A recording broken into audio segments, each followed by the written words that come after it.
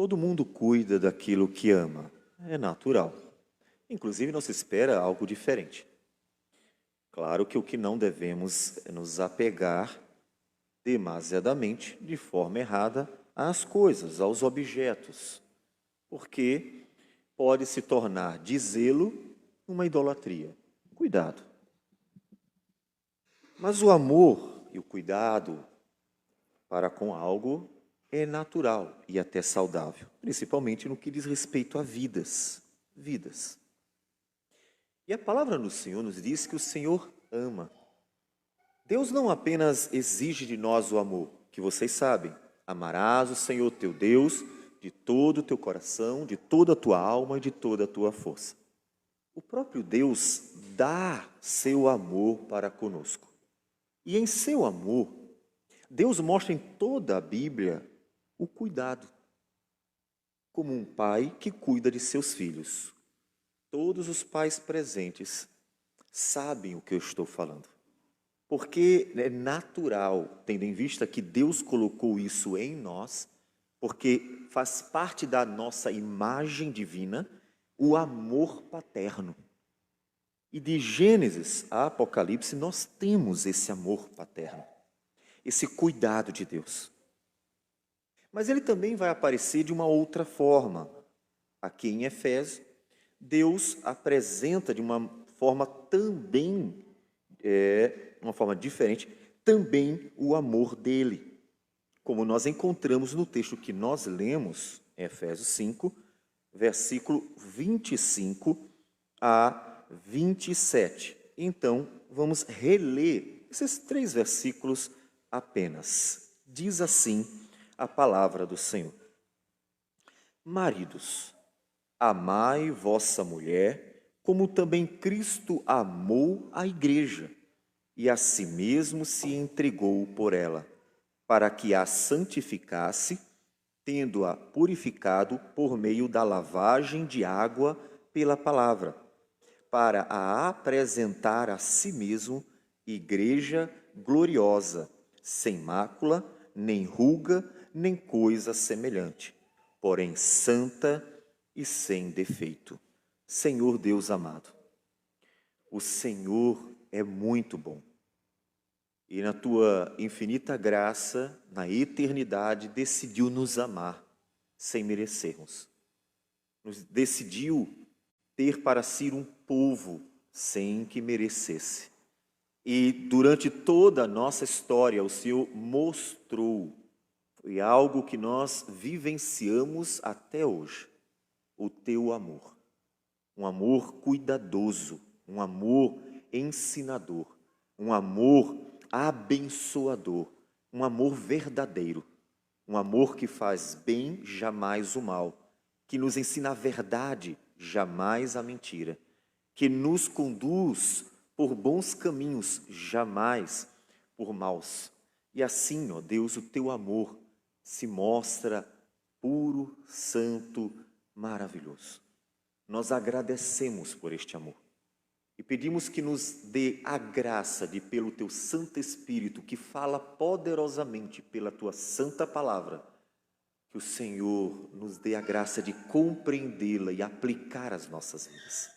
Fala ao nosso coração, ensina-nos o teu caminho e conduz-nos pelo Espírito por ele. É o que nós pedimos em nome de Jesus. Amém, Senhor. Amém. Para mostrar esse amor que Paulo nos fala nesses 3 versículos, para manifestar esse amor que Paulo nos fala nesses 3 versículos, o Senhor chamou homens lá atrás.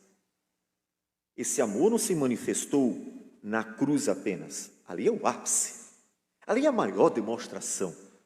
Aquilo que talvez uma mulher dissesse assim, foi a maior manifestação de amor do meu marido. Ali é o ápice, a entrega da própria vida. O homem que não deveria morrer porque era puro, não tinha pecado. Vocês já pararam para pensar nisso aí? Se Jesus não tivesse ido para a cruz, ele não morreria, estaria vivo até hoje? Por quê? Porque só quem merece morrer é o pecador. Ele não poderia ter morrido. Outras palavras, se Jesus tivesse vivido, apenas vivido, Vamos pensar que a cruz, né, não aconteceu. Jesus viveu, ele estaria vivo até hoje.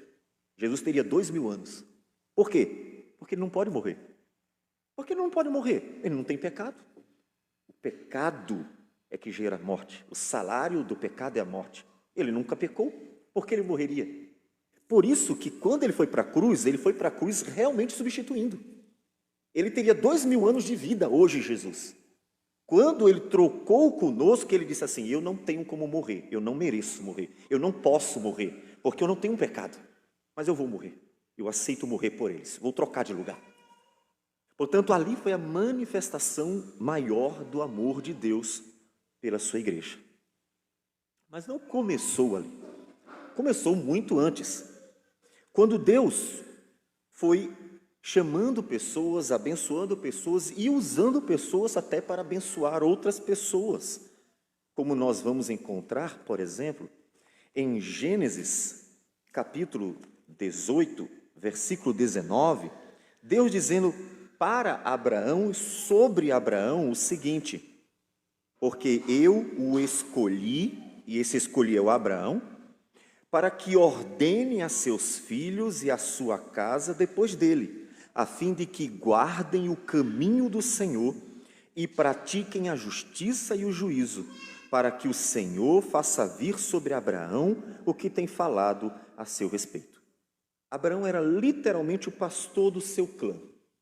Ele, que era profeta, que era o governante do seu clã, era ele que era o cabeça do seu clã, e que também, de uma certa forma, era ele que apresentava diante de Deus o clã como um sacerdote. Tudo muito ainda inicial, ainda não os 3 ofícios de uma forma mais clara e mais evidente, de fato, mas já estava ali uma figura de Cristo. Abraão pastoreava seu clã. E sempre que Deus vai chamando, vai fazendo isso com um propósito: abençoar o seu povo. Exatamente aquilo que nós lemos em Efésios capítulo 4, versículo 11, a partir do 11 diz: e ele, ou seja, Deus em Cristo, ele mesmo concedeu uns para apóstolos, Deus mesmo chamou alguns homens e disse: quero que sejam apóstolos. Outros para profetas, Deus chamou outros homens e disse: quero que sejam profetas. Outros para evangelistas, chamou outros homens e fez deles evangelistas. E outros para pastores e mestres, chamou outros homens e tornou eles pastores e mestres. Com vistas, veja, propósito, não é a glória deles, não é um status, não é fama, não é riqueza, não é domínio, nada disso. Qual o propósito? Com vistas ao aperfeiçoamento dos santos, para o desempenho do seu serviço, para a edificação do corpo de Cristo, até que todos cheguemos à unidade da fé e do pleno conhecimento do Filho de Deus, à perfeita varonilidade, à medida da estatura da plenitude de Cristo, para que não mais sejamos como meninos agitados de um lado para o outro e levados ao redor por todo o vento de doutrina, pela artimanha dos homens, pela astúcia com que induzem ao erro. Em outras palavras, o Senhor diz: eu amo a minha igreja, eu amo o meu povo, eu tenho um zelo por ele, eu cuido, eu alimento, eu protejo, eu ensino, eu amo o meu povo, que em Efésios é chamado de a igreja, a noiva de Cristo, pela qual Cristo se entregou. E então o que ele fez? E faz, vai entregando para homens que ele mesmo escolhe, para cuidar dela. Vamos então fazer uma comparação com práticas antigas. É como se fossem eunucos. O eunuco era um oficial de uma autoridade, não necessariamente um rei, mas normalmente reis. E esses eunucos, eles eram responsáveis por cuidar das mulheres. Surgiu a ideia de que todo eunuco tinha que ser um homem castrado, todo eunuco passava por o mesmo processo. Isso não é verdade. Algumas culturas procederam, alguns fizeram isso por precauções, mas nós vamos encontrar, por exemplo, o Potifar, que também é chamado de eunuco. O termo original é eunuco. E ele, que era um eunuco, tinha uma esposa. Então, não era que todo eunuco era castrado, mas eram homens responsáveis por cuidar das mulheres ou da mulher, da esposa, dependendo do rei. Ou seja, alguém que cuidava para que ela estivesse sempre bonita, que ela estivesse sendo ensinada, inclusive. Muitas delas precisavam aprender aquilo que o rei entendia que era necessário. Cuidado. Então o Senhor chama pessoas com um propósito de cuidar da igreja, protegê-la. E uma figura muito boa é a figura do Davi. Davi foi um pastor fantástico. Davi foi um homem que pegou a espada e lutou pela igreja, lutou pelo povo de Deus. E ele viveu uma experiência bem interessante. Ele conta para Saul, antes de ir a Golias, matar o gigante por zelo. E diz a Bíblia que o Espírito de Deus tomou conta dele para que ele tivesse aquele zelo. Ele diz: quando estava cuidando das minhas ovelhas, apareceu um urso, apareceu um leão, e eu matei os dois. E então disse: do mesmo jeito, matarei esse gigante pelo Espírito do Senhor, pelo Senhor, em nome do Senhor. E foi o que ele fez, de fato. Então Deus entrega a sua igreja para que ela seja cuidada. Observe o cuidado. Versículo 26, Efésios 5. Para que a santificasse a igreja, tendo-a purificado por meio da lavagem de água pela palavra, ou seja, dá um banho, né? A ideia de alguém que toma um banho para ficar limpa, e é a palavra que lava, para a apresentar a si mesmo, ou seja, a igreja é dele, ele arruma ela e ele arruma para si mesmo. Aquilo que a gente pode, e por vezes se fala sobre as esposas. Para quem você se arruma?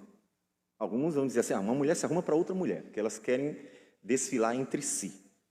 Mas, aqui no texto, a mulher se arruma para o marido, para a apresentar a si mesmo igreja gloriosa. Ou seja, ela foi lavada, tomada banho, perfumada, arrumada, está bonita, adornada. Para quem? Para quem ela está? Para desfilar para a sociedade? Para mostrar para todo mundo no shopping que ela está bonita? Não. Para quem? Para ele. Por isso, para si mesmo. Ou seja, ele investe na mulher, dar a ela um banho, entre aspas, de loja, um banho de ornamentos, literalmente um banho de perfume, e tudo isso para que o retorno seja, ela esteja bonita para ele. A igreja tem que estar bonita para o próprio marido.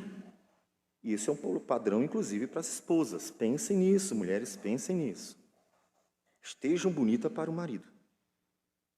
E ele fala mais sobre esse cuidado com ela. Então, versículo 27. Para a apresentar a si mesmo, igreja gloriosa, sem mácula, nem ruga, nem coisa semelhante, porém santa e sem defeito.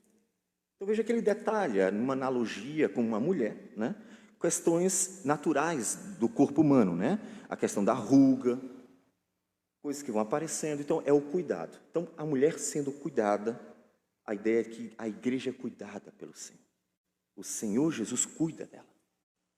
E para isso, ele chama pessoas para que cuidem, para que protejam, para que livrem do mal, para que possa conduzi-la em Cristo e para Cristo. Observe em todo o tempo, a igreja não é dos homens. Nós estamos vivendo um período em que as pessoas estão se apossando da igreja. E não é uma questão apenas de papismo, porque o papismo, pensando como um espírito papista, já está presente na sociedade já faz um bom tempo, e as pessoas estão seguindo o mesmo padrão. Tanto que você vai encontrar foto de pessoas em várias entidades religiosas. A igreja do fulano de tal, a igreja do fulano de tal, a igreja do fulano de tal, e a foto dele está bem grande ali na igreja, mostrando que literalmente é a igreja dele. E mesmo aqueles que não têm uma foto estampada na frente de uma entidade religiosa, muitos deles estão agindo como tal. E aí vocês vão encontrar pessoas que estão tomando para si a igreja que pertence ao Senhor. Ela é do Senhor.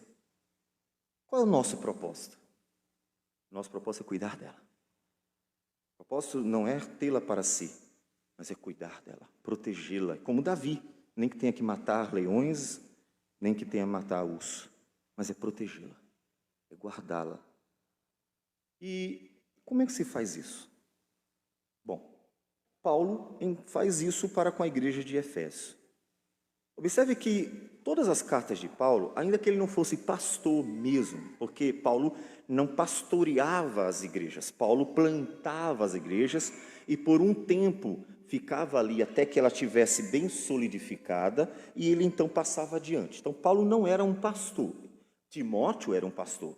Timóteo, que foi discípulo de Paulo, foi colocado como um responsável por várias igrejas. Ele pastoreava, Tito também, e assim outras pessoas.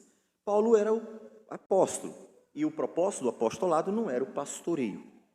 Mas ele, durante um tempo, ele cuidava pastoralmente, e bom, ele tinha necessariamente de cuidar daqueles que estavam ouvindo o evangelho no início, até que estivessem firmes nesse evangelho. E as cartas de Paulo têm um caráter pastoral. Percebe que Paulo não está numa escrivaninha, escrevendo algo insípido. Paulo não está confabulando teorias. Paulo está escrevendo para uma igreja, ele está pensando em vidas. Mesmo a carta de Efésios, que é considerada uma carta circular, bom, de uma certa forma, todas as cartas da Bíblia são circulares, porque havia uma consciência daqueles que escreviam, da importância delas para toda a cristandade. Mas, como não há tantos pontos particulares, ela foi chamada de circular. Então, mesmo sendo uma carta que parece não ter um caráter pessoal, tem. Você vai encontrar que ele está dados dentro da carta que mostra que ele está falando para pessoas reais, específicas, com problemas específicos.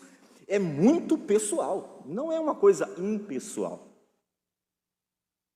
Ele está cuidando de uma igreja real, com problemas reais, com necessidades reais. E é por isso que todas as cartas são únicas. Você não tem nenhuma carta, nenhum livro do Novo Testamento que seja igual, nenhum. Por quê? Porque estão tratando de pessoas reais e são diferentes. Isso já nos chama a atenção. Observe como as pessoas são diferentes. E observe como a Bíblia trata as pessoas dentro da diferença. Está muito distante da Bíblia tratar as pessoas como iguais e impor a elas a igualdade. Vocês têm que ser iguais, vocês têm que ser iguais, vocês têm que ser iguais. O que ele nos diz é: suportai-vos, sujeitai-vos, aprendam a conviver com a diferença. E eu não me refiro a pecados, mas diferenças. E cada carta mostra que Deus trata as diferenças, as necessidades particulares de cada igreja e até de indivíduos, porque há cartas direcionadas a pessoas. E em tudo isso é o amor de Cristo, usando pessoas para cuidar da sua igreja, usando pessoas para dar a elas o que elas estão precisando. Exatamente. E uma das coisas que a igreja precisa é que seja um cuidado muito pessoal, muito mesmo. Paulo fazia isso. Paulo não só cuidava com as cartas. Tem um texto de Paulo, 1 Coríntios 3, e que Paulo fala da importância desse cuidado. 1 Coríntios 3, versículo 10. Segundo a graça de Deus que me foi dada, lancei o fundamento como prudente construtor e outro edifica sobre ele, porém cada um veja como edifica. Observe que Paulo, ele é construtor. Construtor é o apóstolo, porque ele está dando os fundamentos. A escritura foi escrita, boa parte dela pelos apóstolos. Ele está dando o fundamento. O pastor é o edificador.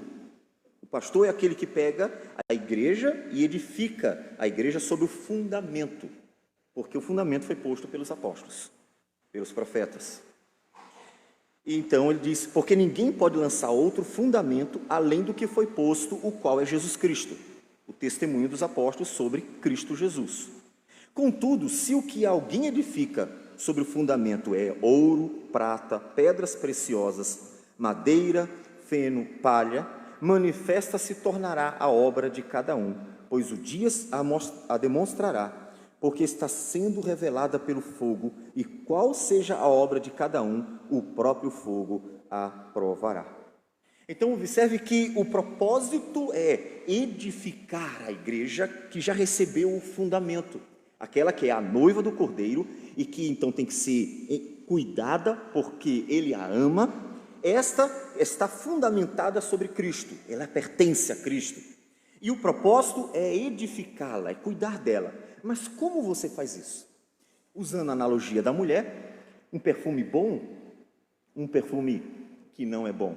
Roupas boas ou roupas que não são boas. Na figura de 1 Coríntios, Paulo usa os materiais. Com que material estão edificando a igreja? Ouro, prata e pedras preciosas? Ou estão tentando edificar a igreja com madeira, feno e palha? Que se queima. Esses materiais, quando o fogo aparece, queima. O ouro, a prata e a pedra preciosa não se queima. Pode tocar fogo. É claro, dentro da temperatura que não leva a fundir ali o metal. Então, o cuidado do Senhor com a igreja se mostra na própria exigência que nós tenhamos um cuidado real com ela. Um cuidado tamanho que realmente a igreja possa ser edificada da melhor forma. Não é de qualquer jeito.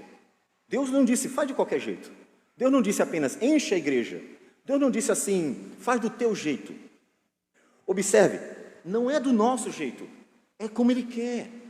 Não é como você acha, é como Ele quer. Não é como você deduz do seu jeito, modo de pensar, é como Ele quer. Ainda que Deus trate a igreja com todo cuidado e amor diante de suas necessidades reais, Ele tem um jeito, Ele quer edificá-la do jeito dEle. Nós devemos fazer isso. E devemos fazer isso da melhor forma possível. Como diz Paulo ainda em Coríntios 11, sede meus imitadores, como também eu sou de Cristo. Conduza a igreja para que ela seja imitadora de Cristo. Paulo se apresenta para que ela imite-o e ela possa ser conduzida a Cristo a partir da vida dele mesmo. E essa é uma das coisas que, graças a Deus, estamos conseguindo. E eu quero que você perceba isso. Eu acredito que se você parar um pouquinho para pensar, vai observar que o conselho dessa igreja tem características boas. É um conselho humilde, numa sociedade arrogante. É um conselho humilde, numa sociedade em que o orgulho é exaltado. Em que as pessoas batem no peito para dizer assim, eu sou melhor do que todo mundo. Em que as pessoas têm prazer de mostrar que podem mais. Uma sociedade em que o orgulho é trunfo, a arrogância é troféu, a soberba é mérito. Nós temos um conselho humilde, de pessoas simples, de pessoas que simplesmente estão tentando conduzir e respeitar todo mundo com toda a humildade necessária. Perceberam isso? A igreja tem que ser conduzida para Cristo. E o Senhor Jesus disse em Mateus capítulo 11, Mateus capítulo 11, o Senhor Jesus disse, versículo 28, vinde a mim, todos os que estáis cansados e sobrecarregados, e eu vos aliviarei. Tomai sobre vós o meu jugo, e aprendei de mim, porque sou manso e humilde de coração. E achareis descanso para a vossa alma, porque o meu jugo é suave e o meu fardo é leve. Olha o amor, o carinho com que Jesus cuida da sua igreja. Ele é o Rei dos Reis, poderia humilhar qualquer um. Ele é Senhor dos Senhores, poderia menosprezar qualquer um. Ele tem tudo, tudo é dele. Ele tira a nossa vida quando quer.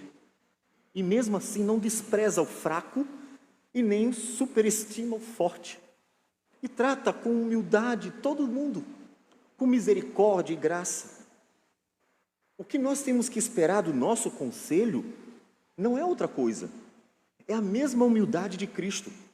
Um conselho pastoral não é aquele que olha com o nariz empinado para os outros.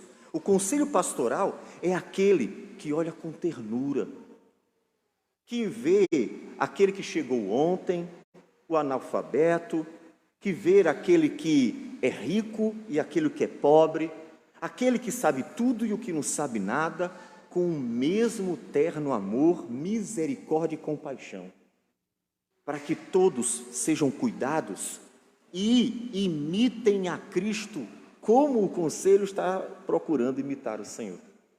O propósito do pastoral de Jesus para nós é transformar a igreja à imagem de Jesus, é que ela se torne mais parecida com Ele, porque esse é o propósito do Espírito Santo.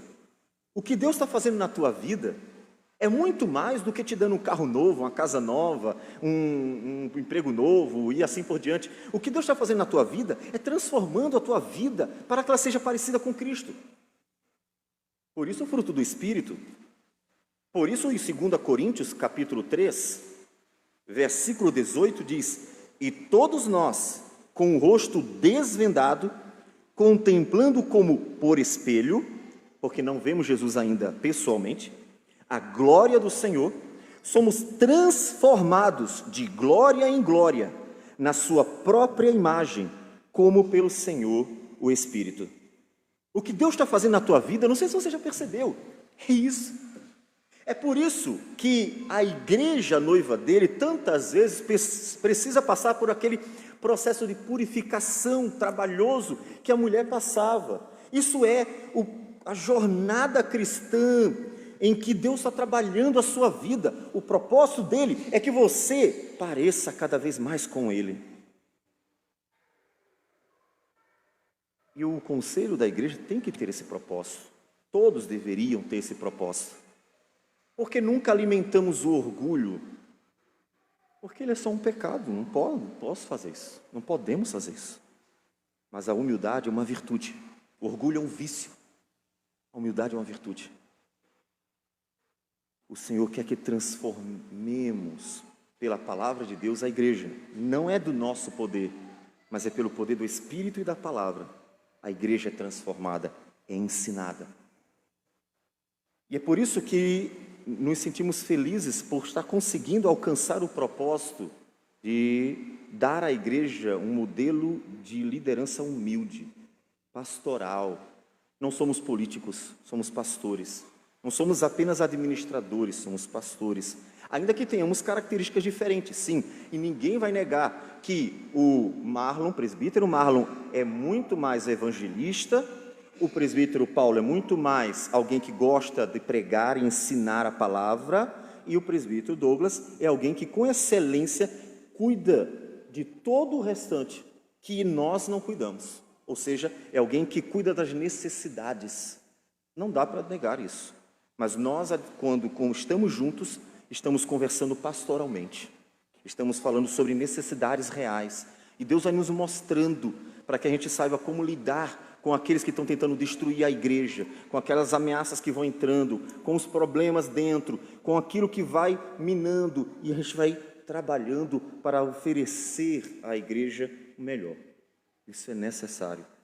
E às vezes é necessário atitudes, iniciativas drásticas, porque infelizmente ameaças se tornam drásticas também. Então, o que Deus está fazendo é cuidar da sua igreja. Versículo 29 de Efésios 4. Observem o cuidado. Não saia da vossa boca nenhuma palavra torpe, e sim unicamente a que for boa para a edificação, conforme a necessidade, e assim transmita graça aos que ouvem. Não entristeçais o Espírito de Deus, no qual fostes selados para o dia da redenção. Longe de vós toda a amargura, e cólera, e ira, e gritaria, e blasfêmia, e bem assim toda a malícia. Antes, sede uns para com os outros benignos, compassivos, perdoando-vos uns aos outros, como também Deus em Cristo vos perdoou. Observe que em tudo isso o propósito é o quê? Puxa, pastor, é ficar mais parecido com Jesus. E em Jesus não cabe nenhum pecado, nenhum. Como eu disse, se Jesus não tivesse ido à cruz, estaria vivo até hoje. Por quê? Porque ele não poderia morrer. Jesus não morreria, ele não podia morrer, porque a morte é uma consequência do pecado. Ele não podia morrer, ele não tinha pecado. Seria o homem de 2000 anos, com certeza. Então, é preciso santificar a igreja, para que ela pareça com o Senhor. E algumas das coisas precisam ser tiradas com o exemplo e ensino. E algumas das coisas são difíceis, são trabalhosas. E no versículo 18, capítulo 5, versículo 18, Paulo continua dizendo: e não vos embriagueis com vinho, no qual há dissolução, mas enchei-vos do Espírito, falando entre vós com salmos, entoando e louvando de coração ao Senhor com hinos e cânticos espirituais, dando sempre graças por tudo ao nosso Deus e Pai, em nome de nosso Senhor Jesus Cristo, sujeitando-vos uns aos outros no temor de Cristo. Observe como é que Paulo está limpando a igreja, como ele está santificando a igreja. Ele está conduzindo a palavra, falando entre vós com salmos. Aqui os salmos resumem a Escritura. Os salmos resumem. A Escritura, às vezes, é citada na própria Escritura por termos diferentes. Às vezes é o termo lei. E quando a Bíblia diz assim, a lei, não pense que é só o Pentateuco, é toda a Escritura. Às vezes, Jesus dividiu lei e os profetas, e também é todas as Escrituras. É que hoje nós temos, didaticamente, dividido a lei, ou a Escritura inteira, em Pentateuco, históricos, profetas, poéticos, evangelhos, Atos, cartas de Paulo, cartas gerais. Então, nós dividimos didaticamente. Mas, na época, a Escritura, como um todo, era chamada de formas diferentes. Ainda que eles tivessem uma divisão judaica, mas nem sempre usada por todo mundo. Nem sempre. Então, aqui os salmos podem representar toda a Escritura, falando entre vós com salmos. Os salmos não são só cânticos, os salmos são orações. Os salmos são orações de pessoas reais, passando por problemas reais e sendo usados por Deus para que, por meio de sua vida, por tudo que ela está passando, e sendo inspirada pelo Espírito Santo para falar com Deus aquilo que Deus quer revelar a nós, então comunicam a nós, com muita empatia, aquilo que Deus quer falar para nós. Nós nos sentimos muito identificados com os salmistas, porque eles estão vivendo dilemas reais da vida humana. Então Deus usou esses dilemas reais para falar para você. Fale entre vós com salmos. Os salmos que nos chamam uma vida com Deus, uma entrega da vida a Deus, uma busca da graça de Deus, uma dedicação a Deus. Os salmos são orações de pessoas reais, passando por problemas reais como você. E edificar a igreja é conduzi-la na palavra do Senhor. Nada daquilo que está escrito foi escrito por acaso. O Senhor, que ama a sua igreja, escolheu personagens específicos da história e usou pelo Espírito Santo para que cada um fosse um instrumento de Deus. Até Sansão, diz o texto, que foi conduzido a todo aquele tormento em que ele vai atrás da Dalila, e diz o texto, porque Deus estava querendo usá-lo para destruir os filisteus. Ou seja, nada na Escritura foi por acaso. A vida de José, em que os irmãos o enganam, levam para o Egito, e tudo aquilo acontece para quê? Para salvar muita gente com vida, como ele depois entende em Gênesis 45. Tudo foi de propósito, nada foi por acaso. E tudo para quê? Paulo diz, em 1 Coríntios capítulo 10, 1 Coríntios capítulo 10, ele cita Israel que sai do Egito, ele cita Israel que sai do Egito, E no versículo 6 ele diz: ora, estas coisas se tornaram exemplo para nós. Exemplo para nós. Versículo 11: estas coisas lhes sobrevieram, ou seja, a história passada, como exemplos e foram escritas para advertência nossa, de nós outros, sobre quem os fins dos séculos têm chegado. Nada foi por acaso. É Deus pastoreando essa igreja, é Deus cuidando dessa igreja, é Deus protegendo sua igreja das ameaças que constantemente, é impressionante, só sendo pastor para você perceber, constantemente vem ameaças contra a igreja, é impressionante.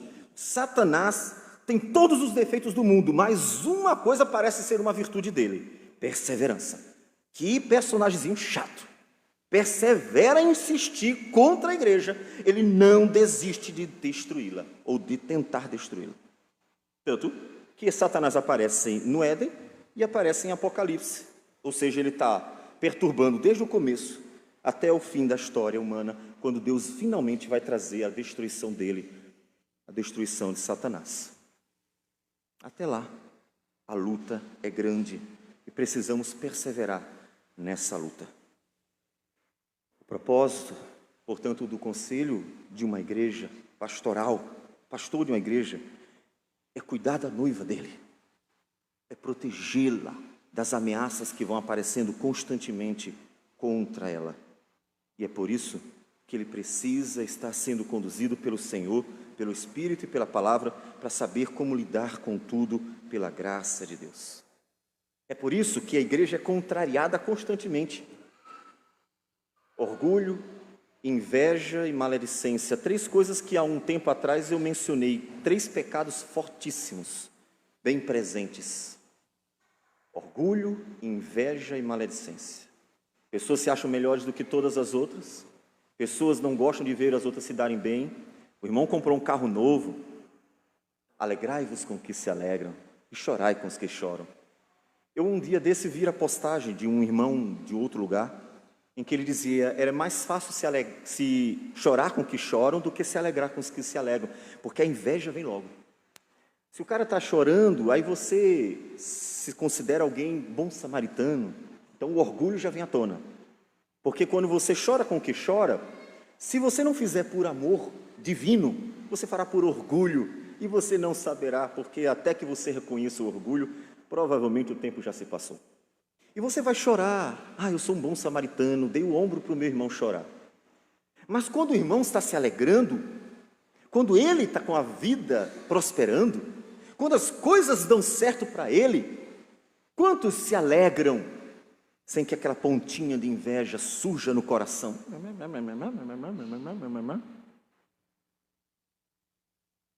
E a igreja precisa ser sem mácula, nem ruga, nem coisa semelhante, porém santa e sem defeito, nem orgulho, nem inveja, nem maledicência, um pecado muito comum, que é estar o tempo inteiro difamando alguém.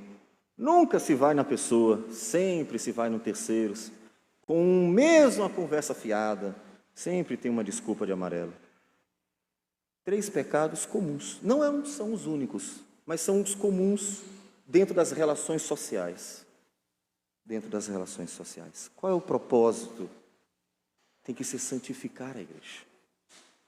Você sempre vai ser contrariado enquanto estiver fazendo parte da igreja, porque você estará sendo trabalhado por Deus.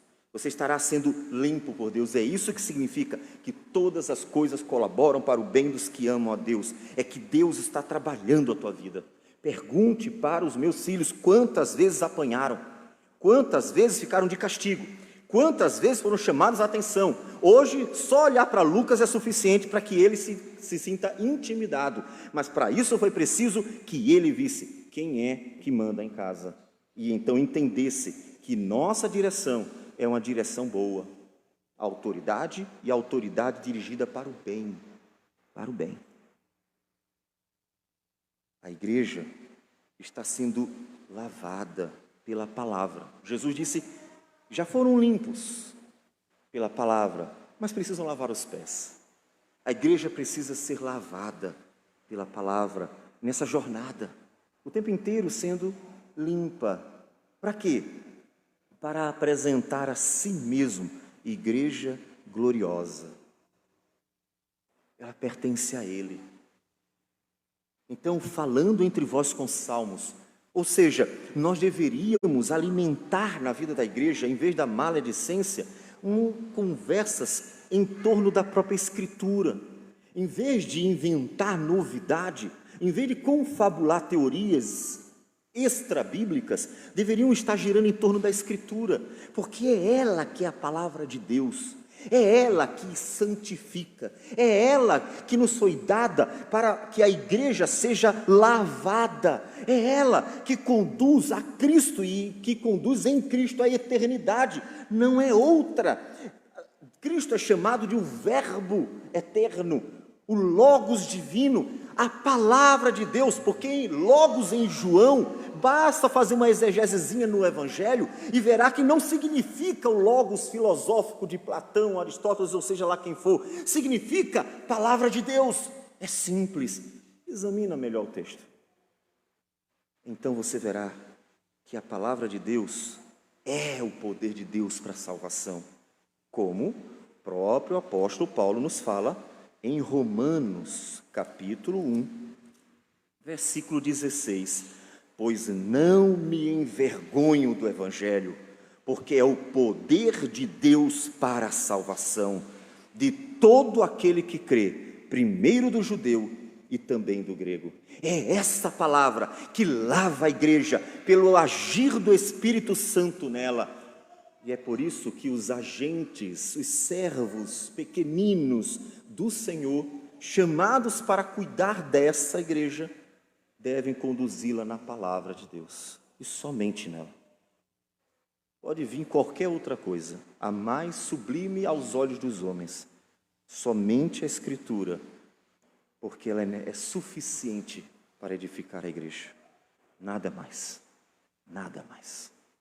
Ela é suficiente para edificar a igreja. Então, se você quer abençoar essa igreja, e mesmo que você diga, não sou pastor, não sou do conselho da igreja, o conselho que é responsável por pastoreá-la, mas você pode ajudar, você pode ser bênção, porque, como nós vimos no versículo 29, saia da sua boca unicamente o que for bom para a edificação, conforme a necessidade, e assim transmita graça aos que ouvem, que você contribua, conduzindo as relações sociais em torno da Escritura. Porque é tão fácil falar mal dos outros, tão difícil alguém abrir a boca para citar um texto da Bíblia. Porque é tão fácil falar tantas coisas aleatórias da vida, e é tão difícil conversar sobre os ensinamentos do nosso Senhor Jesus Cristo. É tão fácil se apegar a N literaturas, mas é tão difícil amar a Escritura e então girar em torno dela em nossas relações. Para santificar a igreja, é preciso lavar. Vou repetir o versículo 26 de Efésios 5. Para que a santificasse, tendo-a purificado por meio da lavagem de água pela palavra. A lavagem de água, símbolos que aparecem no Antigo Testamento, ritos judaicos, em que eles lavavam as mãos, lavavam os pés, lavavam o corpo, lavavam as vestes, e não era só tirar sujeira, literalmente, eram símbolos de purificação. Eles faziam isso simbolizando que estavam limpos para poder se achegar a Deus. E é isso que está sendo usado aqui no texto, esse símbolo de purificação. E uma vez que Deus quer santificar a sua igreja, Ele está lavando a sua igreja, Ele está purificando a sua igreja. Então, contribua falando entre vós com salmos. Falando entre vós com salmos.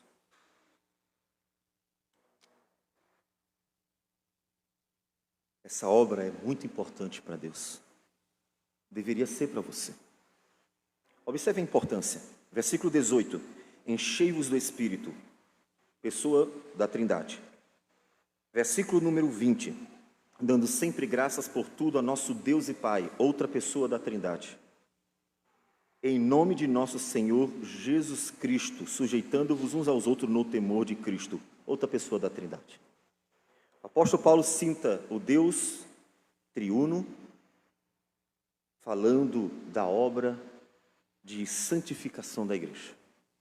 É uma obra divina, em que o Espírito opera em nós, em que Cristo operou em nós pela cruz, em que o Pai está operando em nós, segundo a sua vontade, por meio do Filho e do Espírito Santo, por meio da palavra.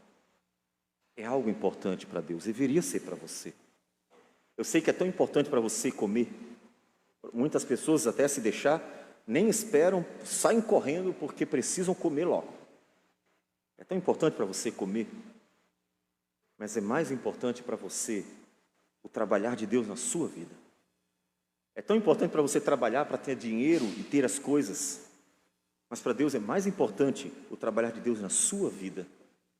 Para você é tão importante o comprar um carro para se locomover e facilitar a sua vida, mas para Deus é mais importante o trabalhar dele na sua vida, para que você possa ir até a eternidade. É tão importante para você ter uma casa, para que abrigue você, te dê conforto, e você fará de tudo até para comprar, vai passar o resto da sua vida pagando o governo, mas vai comprar a sua casa. Mas para Deus é mais importante trabalhar dele na sua vida, para que você tenha uma morada eterna, para que o Senhor habite em nós como igreja e consequentemente em você também. É muito mais importante. E é por isso que Ele, que ama a sua igreja, que cuida dela como uma noiva, Ele dá a seus servos todas as diretrizes de como cuidar dela. Não é uma empresa para ser meramente administrada, não é um palanque ou uma nação, uma sociedade para ser apenas governada politicamente. Não é. Ela é a noiva, ela é para ser cuidada, ela é para ser pastoreada, ela é para ser tratada como vida. Ela não é algo morto, como uma entidade política, uma entidade empresarial. Ela não é algo morto, ela é algo vivo. A igreja é vida, por isso que ela é chamada de noiva. Ela é comparada com uma pessoa. Não é uma estrutura denominacional que é a igreja, ela é povo de Deus. Portanto, tem que ser cuidada do jeito certo. Você pode ter a melhor estrutura do mundo para a entidade denominacional e está morta se não estiver sendo tratada como vida. A noiva do Cordeiro tem que ser cuidada como vida. Cuide da igreja. Estamos investindo no prédio? Estamos investindo no prédio, mas sabemos que ele não é a igreja de Deus. Ele é um instrumento. Estamos investindo nos materiais para proporcionar o ensino da palavra do Senhor, mas sabemos que nada disso aqui é a igreja de Deus. Vocês, povo de Deus, é a igreja. Então cuidem dela. Olhe para o conselho dessa igreja com uma atenção maior.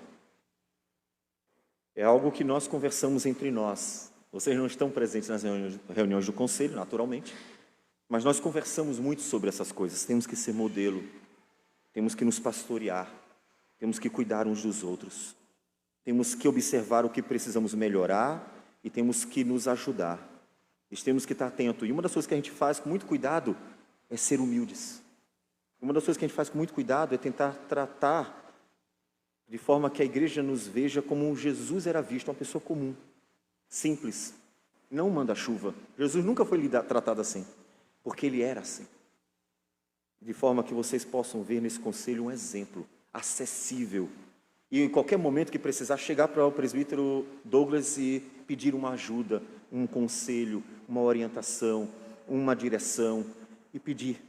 Talvez alguns digam assim, mas talvez eu já tenha lido vários livros que nenhum de vocês leram do conselho. Isso não torna você melhor do que nós. Se Deus quisesse chamar você para ser pastor, teria chamado. Mas não chamou. Por quê? Porque na sua arrogância você já mostra que não está apto nem para cuidar de si mesmo. Pastorear uma igreja não é simplesmente ler um monte de livros, porque eu tenho certeza que ninguém aqui está em condições de ler todos os livros que já foram escritos. Eu terei lido vários que você não faz ideia, até porque eu não saio divulgando, não é necessário aparecer para ninguém. E você terá lido outros. Mas o que nos torna pastores é o fato de o Espírito de Deus ter decidido isso. E o que nós devemos fazer é simplesmente seguir o que Ele quis. É conduzir a igreja na palavra de Deus. Na palavra de Deus. E somente na palavra de Deus. Mais nada. Mais nada. Nós não precisamos de mais nada para pastorear essa igreja. Nada mesmo, além da palavra de Deus. Ela é suficiente. Ou você acha o contrário? Alguém aqui diria que ela não é suficiente? Que a Escritura não basta para pastorear a igreja? Por favor, está no lugar errado. A Escritura é suficiente para pastorear essa igreja. E é por isso que você vai ser ensinado nela, e somente nela, todos os dias de sua vida. Então, se deixe ser pastoreado pelo Senhor.